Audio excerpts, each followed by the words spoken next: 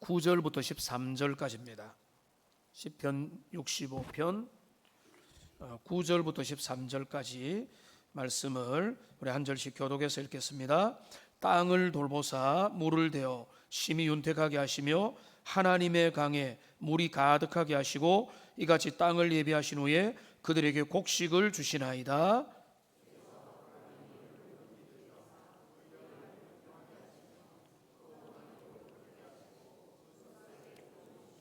주의 은택으로 한 해를 관시우시니 주의 길에는 기름방울이 떨어지며 함께합니다. 초장은 양떼로 옷 입었고 골짜기는 곡식으로 덮였음에 그들이 다 즐거이 외치고 또 노래하나이다. 아멘. 오늘은 맥주 감사 주일입니다. 한 해의 한가운데서 우리 하나님께서 우리에게 베푸신 그 결실과 열매를 생각하고 감사함으로 우리 주님 앞에 나아가는 그런 절기입니다. 보리수확은 수확의 첫 번째이기 때문에 우리의 삶의 첫 번째 결실이라고 할 수 있는 그 보리수확철을 기념한 게 기독교의 오래된 맥주 감사절입니다. 올해 근데 이 시기를 우리가 볼 때 한 해의 절반을 보내었습니다. 지난 6개월 동안을 선하게 인도하신 우리 하나님을 인하여 감사하고 우리의 삶을 되돌아보면 이미 주신 것, 지금 내가 누리는 것, 지금 내가 호흡하고 사는 것, 하나님의 자녀로 예배하는 것 자체가 우리 주님 앞에 무한한 감사를 올려드릴 수 있는 조건이 되는 겁니다. 우리는 보이는 게 있으면 감사합니다. 내가 승진을 했거나 아니면은 연봉이 올랐거나 자녀가 좋은데 취업을 했거나 이러면은 당연히 특별 감사를 주님 앞에 드려야 되죠. 그런데 우리의 감사는 그런 좋은 것이 있어서 드리는 감사는 물론이거니와 우리의 삶에 베푸신 하나님의 일상의 은혜를 기억하면서 우리는 그 감사가 항상 지속되어야 됩니다. 그렇지 않으면 나는 감사할 게 없는데, 나는 별로 내세울 게 없는데 오늘 내 같은 사람이 어떤 감사를 주님 앞에 드릴까, 이렇게 말할 수 있기 때문에 그렇습니다. 제가 한 사업가의 간증 가운데 나타나는 절반의 감사에 대해서 잠시 나누기 원합니다. 그의 고백입니다. 한번 들어보십시오. 연초에 야심차게 시작했던 사업이 큰 위기를 맞았습니다. 직원들은 떠나가고 빚은 눈덩이처럼 불어났습니다. 모든 것을 포기하고 싶었던 맥주 감사 주일, 저는 억지로 교회에 와서 앉아 있었습니다. 감사할 것은 하나도 없는데 무슨 감사인가라고 불평하는 마음이 가득 있었습니다. 하지만 목사님이 지난 6개월을 돌아보라라고 하는 그 말씀에 억지로 지난 날들을 떠올려 보았습니다. 비록 사업은 어려워졌지만 가족들은 여전히 제 곁을 지켜주었고 건강을 잃지 않았으며 기도를 멈추지 않는 아내가 있었습니다. 작지만 소중한 감사의 제목들이 하나 둘 떠오르기 시작했습니다. 저는 그제야 눈물로 회개하며 기도했습니다. 하나님, 절반의 실패가 아니라 절반의 은혜를 보게 하시니 감사합니다. 남은 절반은 주님께 맡깁니다. 그날 이후 신기하게도 마음의 평안이 찾아왔고 새로운 지혜와 용기가 솟아나니 결국 어려움을 극복하고 다시 일어설 수 있었습니다. 한 사업가의 신앙의 간증입니다. 오늘 여기 있는 우리가 우리 주님 앞에 회복되어야 될 것은 내가 뭐 많이 가졌느냐, 남들보다 내세울 게 뭐가 있어서 뭘 가지고 감사할 거냐, 이런 게 아니라 우리를 하나님의 자녀 삼아 주신 것, 우리가 호흡하고 생존하고 태양을 볼 수 있고 우리의 일생을 사는 것 자체로 인해서 절반의 감사를 주님 앞에 올려드리는 복된 이 시간이 되기를 주님의 이름으로 축원합니다. 남은 감사는 우리 주님이 그 남은 여백은 우리 주님이 채워 주시는 겁니다. 오늘 본문을 통해서 우리가 그 감사의 내용을 살펴보기 원하는데요, 오늘 시편 65편은 다 보면 좋겠지만은 크게 세 부분으로 나누어져 있습니다. 1절부터 4절까지는 하나님의 구원의 은혜를 노래합니다. 1절부터 4절까지는, 그 다음에 5절부터 8절까지는 창조 세계를 다스리는 우리 하나님의 능력을 노래하고 있습니다. 구원하신 하나님이 창조 세계를 다스린다. 근데 오늘 우리가 읽은 9절부터 마지막 절까지는 우리의 삶의 터전인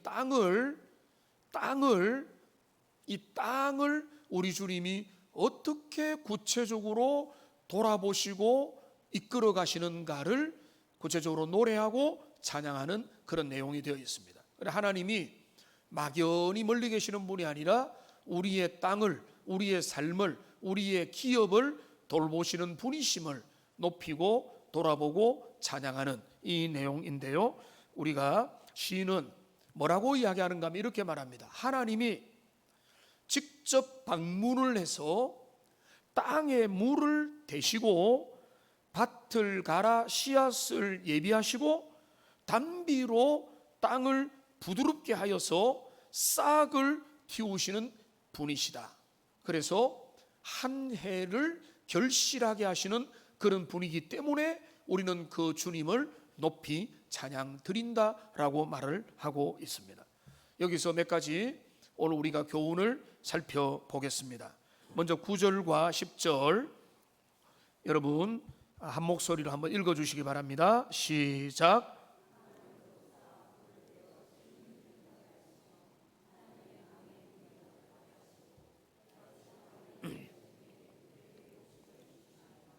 주께서 밭구랑에 물을 넉넉히 대사 그 이랑을 평평하게 하시며 또 단비로 부드럽게 하시고 그 싹에 복을 주시나이다. 여기 뭐라고 시작합니까? 땅을 돌보사.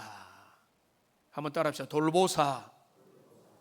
우리 하나님 어떤 분인가 하면 돌아보시는 하나님이시죠. 돌보사라는 것은 이게 바카드라고 하는 히브리어 단어입니다.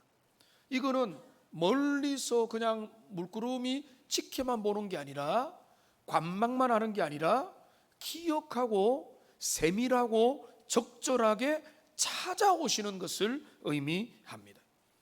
이거는 인격적으로 구체적인 목적을 가지고 친히 방문하여 개입하시고 그 가운데 기억하시는 하나님의 적극적인 행동, 이게 바로 뭔가 하면 파카드의 하나님, 돌보시는 하나님의 모습입니다. 여러분, 하나님이 우리의 삶에 은혜를 미친다. 그거는 다른 말로 하면 뭔가 하면 하나님께서 우리의 삶에 파카드의 은혜로 채워주셨다는 겁니다. 제가 기고를 할 일이 있어가지고 우리 내 삶을 돌아보며 한번 우리 동훈교회 나중에 자료가 나올 건데요, 동훈교회 70년사와 함께 개인적인 삶의 간증을 정리를 해보니까 중요한 순간마다 우리 주님이 돌보신 거예요. 여러분 인생이 그렇지 않습니까? 하나님이 우리의 삶에 돌아보신 겁니다. 여러분 성경을 읽으면 성경에서 사건도 재밌고 에피소드도 있고 이상한 이야기도 있지만은 결국은 그 중심이 뭔가 하면 하나님이 자기 백성을 돌아보신 이야기거든요. 바카드의 하나님, 그 하나님께서 룻을 하나님이 어디로 이끄십니까? 보아스의 밭으로 이끄시요. 그 밭에 마침 가가지고 보아스의 선행을 보게 되고 결국은 부부가 되게 만드는 그 선한 인도하심의 그 발걸음이 하나님의 돌보심의 은혜라는 겁니다. 흉년으로 고통받던 이스라엘 백성을 기억하여 양식을 주시기 위해 찾아오신 하나님, 그 찾아오신 하나님, 룻기 1장 6절에 나타난 그 하나님이 어떤 하나님인가 하면은 돌보시는 하나님, 바카드의 하나님 되시는 겁니다. 다윗이 피난을 하고 도망을 하여서 막막하게 광야를 떠돌아다니던 그 시절에도 그가 힘들만하고 지쳐가지고 탈진할 만하면은 주님은 어김없이 그에게 찾아왔어. 인도하시고 위로하시고 하나님의 회복으로 찾아오시는 그 하나님, 그게 바카드의 하나님이시고, 절망과 낙담 가운데 나는 안 돼, 나는 소망이 없어, 나는 정말로 예수님 앞에 더 이상 긍휼을 기회도 받지 못할 자라고 저 구석으로 고향 땅으로 가서 그냥 절망하는 베드로에게 부활하신 그리스도는 파카드 찾아가셨어. 그를 방문하시고 그를 위로하시고 그를 회복시키는 것, 이게 바로 우리 주님, 우리 하나님은 어떤 분인가? 우리의 삶에, 자기 백성의 삶에 모른 척하지 않고 개입하시고 방문하시고 신방하시고 찾아오시는 우리 주님. 우리 그 주님이 우리의 인생 가운데도 지금까지의 여정에도 우리 주님은 돌보고 파카드하시고 찾아오신 분이신 줄 여러분 믿으시기 바랍니다. 이게 믿음의 사람의 모습입니다. 믿음이 없는 사람은 하나님 어디 계신데? 하나님은 너무 멀리 계신다. 그런데 믿음의 사람 뭡니까? 우리 하나님은 우리의 삶에 순간순간 인도하시고 다가오시고 찾아오신다는 겁니다. 여러분, 하나님의 삶에 자주 개입하지 않으시던데요? 맞습니다. 하나님은 때로는요 침묵하십니다. 그런데 저는 그 하나님이 너무 좋습니다. 하나님이 일일이 개입하면 나는 누굽니까? 나는 로봇 아니면 갓난쟁이에요. 하나님은 우리가 그렇지 않다고 봐요. 우리는 선택하고 누리며 하나님 앞에서 결단하고 너의 삶을 걸어가라. 그런데 하나님 뭡니까? 너무 비상적인 상황이면 개입하시는 거예요. 너무나 필요할 때는 은혜 주시는 거예요. 안 되겠다, 이 친구가 죽겠구나 하면은 인도하시는 겁니다. 그렇게만 인도. 저도 제 자녀를, 여러분도 다 큰 자녀를 그렇게 하지 않습니까? 우리 주님은 그렇게 하시는 거예요. 우리를 로봇, 너 이리로 가, 오른쪽 가, 왼쪽 가, 안 돼, 하지 마라. 그거는 갓난아이에게 하는 거예요. 우리 주님은 그렇게 하는 게 아니라 우리의 삶을 가만히 보면서 인도하시고 붙잡으시고 은혜로 붙들어 주시는 그런 분이신 겁니다. 칼빈은 기독교 강요에서 이렇게 말했습니다. 하나님의 섭리는 단순히 하늘에서 모든 것을 관망하는 게으른 구경꾼이 아니라 친히 만물을 붙드시고 다스리는 적극적인 통치다. 우리는 하나님의 섭리를 하나님 알아서 하시겠지, 이게 아니라 주님이 적극적으로 자기 백성을 이끌어 가시는 적극적인 통치행위가 바로 하나님의 섭리가 되는 것입니다. 하나님은요, 여러분 농부가 어떻게 합니까? 밭에 흙을 만지고 씨앗의 상태를 살피고 우리의 필요를 세밀하게 살피고 물을 공급하고 모든 것들을 살펴서 살피는 것처럼 우리 하나님은 자기 백성의 인생을, 자기 자녀들의 삶을 지금도 돌보고 계시는 것을 우리가 알아야 돼요. 그 하나님은 지금도 우리의 삶을 개입하시고 인도하시고 붙잡고 계신다. 그런데 그 하나님의 돌보심을 오늘 시인은요 아주 구체적으로 우리에게 이야기해 주고 있습니다. 오늘 9절부터 보면은 땅을 돌보사 물을 되어 심히 윤택하게 하시며 하나님의 강에 물이 가득하게 하시고 그리고 담비로 부드럽게 하신다라고 말씀합니다. 10절에 보니까 담비로 부드럽게 하신다. 하나님의 강에, 그냥 강이 아니죠. 하나님의 강입니다. 하나님의 강. 그러니까 시인의 믿음의 안목을 알 수가 있는 겁니다. 그 강이 지금 수에즈 운하가 어디 어떤 해협이 누구 소유냐 따지는데 그거는 인생의 논리고, 믿음의 사람의 논리는 뭔가 하면 하나님께서 모든 것들을 주관하시는데 지금 이 시인의 스케일이 너무 큰 거예요. 그러니까 그 강줄기, 강의 근원을 뭐라고 보는가 하면 하나님의 강이라고 보는, 하나님의 강. 그리고 담비를 내려주신다는 거예요. 그러니까 그 고대 근동에서 지난 주일에 박신웅 목사님의 설교를 통해서 목사님이 그 자이툰 부대에 가가지고 중동의 물의 소중함을 우리가 들었잖아요. 물이 한번 하면은 사막에 물이 쫙 내려버린다고. 거기에 오늘날은 그래도 어디서 땡겨오는 게 훨씬 발전했지만 그 시대의 물은 생존과 수확과 삶의 열매의 결정적인 것인데, 중요한 건 뭔가 하면 그 물 근원은 인생이 어떻게 할 수 없다는 거예요. 사람이 저수지도 모으고 관계 수로도 하고 뭔가 좀 보도 만들고 뭐도 대책을 세우고 비가 내리면 비를 모으기도 하지만은 안 내리는 비를 내리게 하거나 없던 강물을 넘치게 하는 일들은 우리의 소관이 아니라 하나님께서 그 일을 하신다. 그러니까 지금 모든 우리의 삶의 열매는 농부의 수고에 있는 게 아니라, 그게 잘못됐다는 게 아니라 그 수고보다 더 깊은 하나님의 강줄기에서부터 시작된다는 것입니다. 우리가 이것을 볼 수 있는 안목이 열리기를 소망합니다. 이게 이 안목이 열려야 믿음의 안목이 되는 거예요. 하나님께서 우리의 인생을 이끌어 가시는 거예요. 그러니까 루이스는 말했습니다. 우리가 가진 모든 것은 빌린 것이며 그 원천과 소유권은 하나님께 있다. 하나님 앞에 있는 거예요. 우리는 빌린 것이고 하나님 우리에게 허락하시는 거고, 우리가 그거 정말로 주님의 은혜와 섭리로 그것을 누리고 활용하고 사용하고 있을 뿐이지, 그 모든 것들이 우리 주님 앞에 있다는 것입니다. 여러분, 오해하지 마십시오.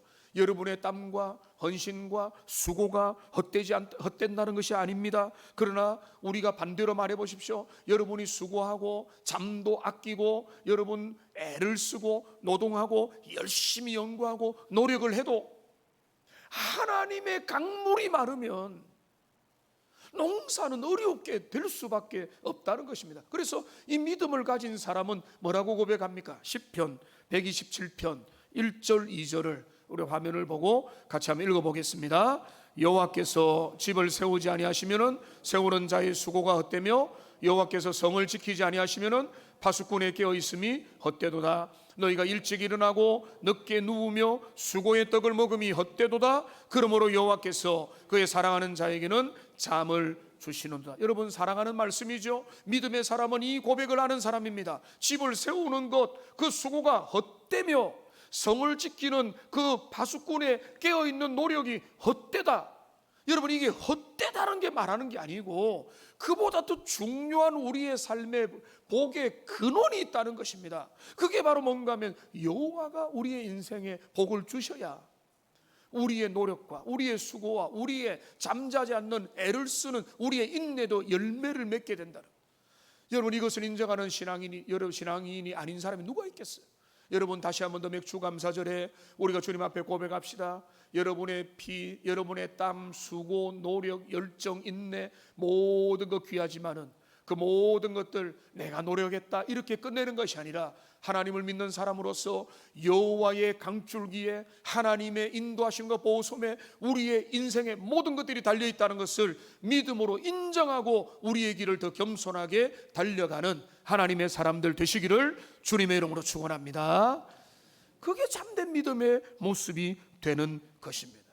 그러니까 지금 이 시인은 그 고백이 보면 여호와의 강, 여호와께서 단비를 내려주세요. 하나님의 은혜의 해가 돌아와야 은혜가 있는 거예요. 룻기를 보면은 그 이스라엘 백성들이 그렇게 힘들고 다른 나라 모압 땅 가서 살고 하더라도 주님이 풍년을 주기로 작정하니까 그 백성이 돌아오잖아요.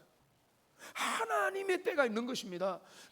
개인도 가정도 교회도 주님께서 은혜를 주시는 그 은혜의 때가 주어지면 그 은혜의 때를 통해서 하나님께서 주시는 은혜를 풍성히 누리게 되는 것입니다. 그러니까 인생은 겸손할 수밖에 없습니다.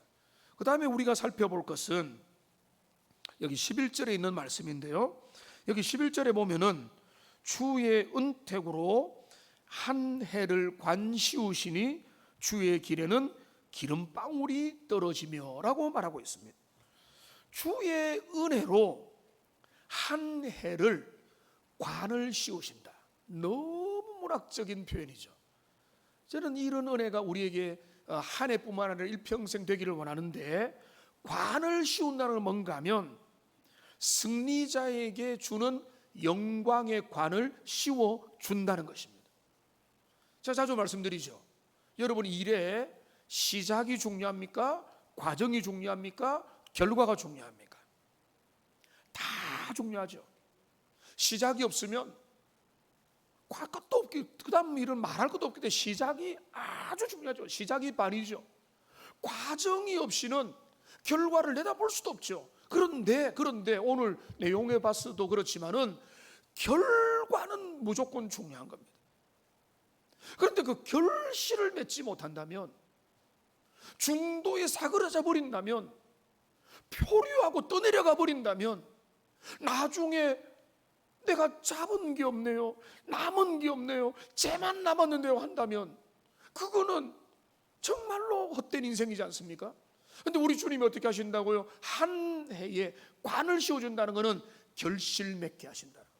한 해의 결실을 아름답게 풍성하게 맺도록 은혜를 주신다는 거예요. 관을 씌운다는 것은 열매 맺는 삶을 농경사회를 중심으로 이야기하고 있습니다. 그 모든 게 뭡니까? 여호와의 은택, 선하심, 하나님의 토브, 선하신 주님의 은혜로 말미암아 그 모든 일들을 잘 결실 맺도록 은혜를 주시는 하나님. 그러니까 이거는 단순히 내가 이번에도 먹을 거리가 생겼다라고 하는 정도가 아니라 그 모든 과정에 우리 주님이 개입하시고 인도하시고 이끌어 주셨다. 자녀를 기르고, 자녀를 보세요. 어릴 때 그 아름답게 태어난 자녀들 자라나는 과정에서 그 소중하게 자라고 교육을 받고 훈련받고 하는 모든 과정에서 또 한 걸음 상급학교에 진학을 하고 또 여러 가지 결혼과 직장과 믿음 생활과 모든 과정에서 저는 정말로 부러운 것은요, 목회자 자녀들 중에 믿음 생활 잘하면서 가정을 세워가지고 또 손주를 바라보는 그 부모의 마음이 이제 제 목도에 많잖아요. 그런 분들을 보면은 다른 게 부러운 게 아니라 믿음의 가정을 아름답게 이루는 그게 성공인데 그게 너무 부러운 거예요. 근데 그 모든 것, 그러니까 자녀도 그렇고 여러분 인생의 우리의 삶의 물질적인 문제도 그렇고 인생 전체도 그렇고 주님께서 우리의 삶의 모든 과정을 돌아보셔서 마지막 아름다운 관을 씌워주시는 은혜. 여러분 이거를 농사를 생각해 보세요. 봄에 뭐 합니까? 파종을 하는 거죠. 씨앗을 잘 골라가지고 이 씨앗이 열매를 맺기 위해서 파종을 합니다. 바로 열매를 맺나요? 아닙니다. 한여름에 지겨운 성장의 과정을 보내야 됩니다. 푹푹 찌는 폭염은 오히려 저는 모르겠지만은 다른 조건만 괜찮으면은 쌀들이 그 벼가 잘 자라나는 환경이 될 수도 있는 겁니다. 그리고 폭염을 지나고 여러 가을 서리를 지나면서 그때 어떻게 됩니까? 결실이라는 열매를 맺게 됩니다.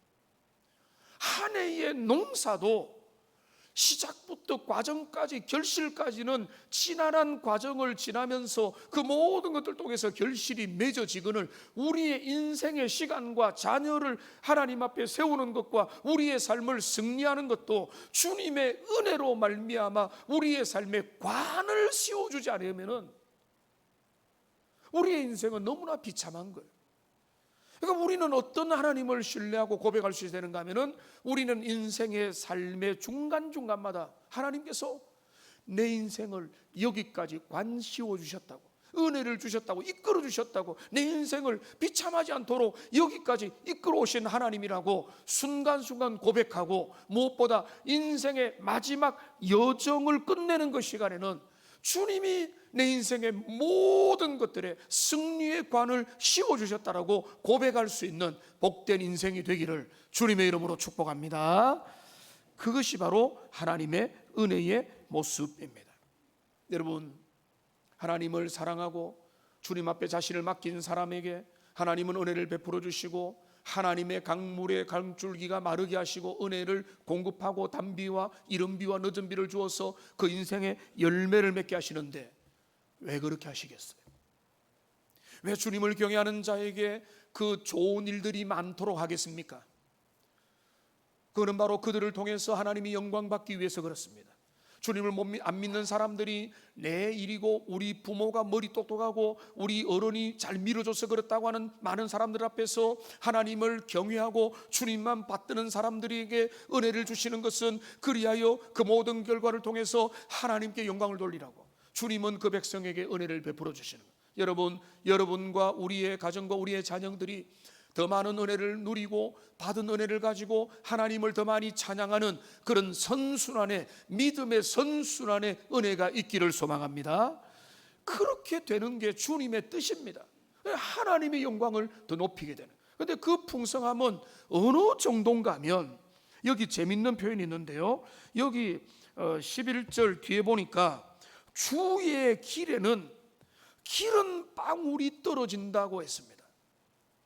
눈에서 꿀이 떨어지네 이런 말 농담으로 하는데 그런 문학적인 표현이죠. 주의 길에는 기름 방울이 떨어진다. 이거를 좀 다른 번역, 표준 새 번역 이걸 보시면은 이렇게 번역이 되어 있습니다. 한번 읽어보겠습니다. 주님께서 큰 복을 내리시어 한 해를 이렇듯 영광스럽게 꾸미시니 주님께서 지나시는 자치마다 기름이 뚝뚝 떨어집니다. 자, 이 말이 뭔가 하면 여러분 결실을 많이 맺었습니다. 포도 열매, 감람나무, 올리브 열매, 여러 열매를 맺어가지고 수레를 끌고 갑니다. 너무 넘쳐서 끌고 갈 때마다 바퀴를 통해서 기름이 뚝뚝 떨어지는 거예요. 여러분 저기 구미입니까 울산입니까? 거기는 지나가는 개들도 옛날에 10,000원짜리 입에 물고 돌아다녔다라고 하는 풍문을 돌아다녔거든요. 마을에 돈이 많이 돈다는 말이죠. 그런데 얼마나 풍성하면은 그 수레바퀴에서 기름이 막 떨어져도 행복하게 집으로 끌고 갈 정도로 엄청난 수확의 기쁨을 우리 주님이 허락해 주셨다는 것입니다. 그러니까 이 기름이 떨어진다는 것은 풍요와 은혜를 그리고 성령의 임재를 상징하고 있는 것입니다. 하나님이 우리에게 복 주시기 원하면 하나님 앞에 복종한 인생들에게 하나님은 그렇게 이제까지 은혜 주셨고 우리의 삶의 내잔이 넘칠 정도의 은혜를 이제까지 부어주셨고 우리의 남은 인생도 하나님 앞에 내어 맡길 때 그렇게 부어줄 줄로 믿습니다. 그러니까 지금 이 시인은 이 믿음을 이미 고백하고 있는 것입니다. 그러니까 올 한 해 우리의 삶에 저는 이런 적용을 해봅니다.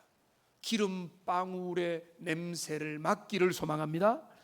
크고 작은 냄새들, 기름방울이 수레바퀴에서 흘러가지고 여기 가도 냄새가 나고 저기 가도 기름방울이 떨어지는 냄새가 왜 납니까? 그 기름이 너무 많아가지고 그래서 막 갈 때마다 기름이 여러분 옆에서 향기가 넘쳐나고 방울이 넘쳐나는 은혜의 간증들이. 그래서 오늘 이 자리에 없어서 하는 말이지만은 오늘도 우리 주님 앞에 식사로 섬기는 분이 계셔가지고 집사님한테 물어봤어요. 집사님 뭐 좋은 일이 있습니까? 특별한 일 없습니다. 감사해서 그렇게 했습니다. 여러분 감사할 때 하는 게 좋죠. 근데 특별한 일이 없는데 하나님 앞에 감사를 느껴서 주님 앞에 감사한다. 그 최고의 감사잖아요. 우리에게 그런 일들이 더 많아지기를 소망합니다.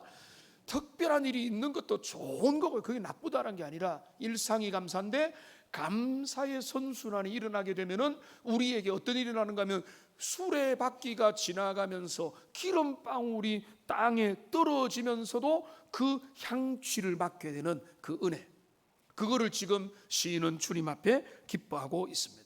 그러니까 이것을 시인은 어떻게 마무리하고 있는가 하면 오늘 12절 13절을 보면은 자 12절 13절 우리 같이 읽어보겠습니다. 들의 초장에도 떨어지니 작은 산들이 기쁨으로 띠를 띄었나이다. 초장은 양떼로 옷 입었고 골짜기는 곡식으로 덮였음에 그들이 다 즐거이 외치고 또 노래하나이다. 여러분 기쁨으로 온 피조세계가 응답을 하는 겁니다. 여러분 제가 말씀드린 것처럼 여성들은요 어른들이 되면 이제 한 50대 넘어가고 60, 70대면은 작은 것에 너무 반응을 잘 하시는 것 같아요. 꽃들을 보면 예쁘다고 얼마나. 근데 저는 그게 너무 보기 좋아요. 얼마나 작은 것들에 행복하고 감사하고 그 만물을 보고. 근데 제가 여성화되어 가는 건 아닌데 이 오늘날 이 7월의 무더위에 실록을 보면은요 얼마나 멋지고 아름답고 정말로 멋진지 그런 자연의 그 모습을 보면은 그런데 시인은 뭐라고 하는가? 이 모든 자연이 창조주 하나님을 노래하고 있다 이렇게 보는 거예요. 그런데 진짜 맞는 거거든요. 그 아름다운 미유나무와 멋진 나무들이 쫙쫙 있는 모습을 보면은 그 나무들이 창조주 하나님의 선하심을 노래하고 찬양하고 있는 것입니다. 그러니까 시인은 그거를 그리는 겁니다. 들의 초장과 작은 산과 양떼와 골짜기가 창조주 하나님의 그 개입하심과 인도하심과 만물의 하나님의 강을 통해서 이 모든 것들을 드러냈다는 것. 한마디로 말하면 생기가 발랄하게 그 모든 피조세계가 여호와의 영광을 노래하고 있는 것입니다. 그러니까 그건 뭔가 하면 그런 관점에서 보면은 여러분 뭐 휴가를 떠나거나 여행을 가거나 가까운 데서 여러분 우리 대구 근교의 자연들이 얼마나 좋습니까? 그런 걸 보면은 그건 한마디로 말하면 뭔가 하면은 하나님을 향한 합창을 부르고 있다, 이런 상상력을 가지고 그 모든 피조 세계가 주님을 향해서 아름다운 합창을 부르고 있는데, 그런데 이 결론 13절을 보세요. 여기 13절을 보면은 마지막에 어떻게 되는가 하면은 그들이 다 즐거이 외치고 또 노래하나이다.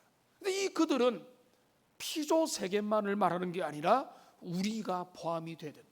하나님의 피조물인 하나님의 백성들이 하나님의 구원의 은혜를 알고 인도하심과 공급함의 은혜를 알고 주님의 진리의 그 감격을 가지고 여호와를 찬양하고 경배하며 주님을 높이 찬양을 하게 된다는 것입니다. 로이존스 목사님이 이렇게 말했습니다.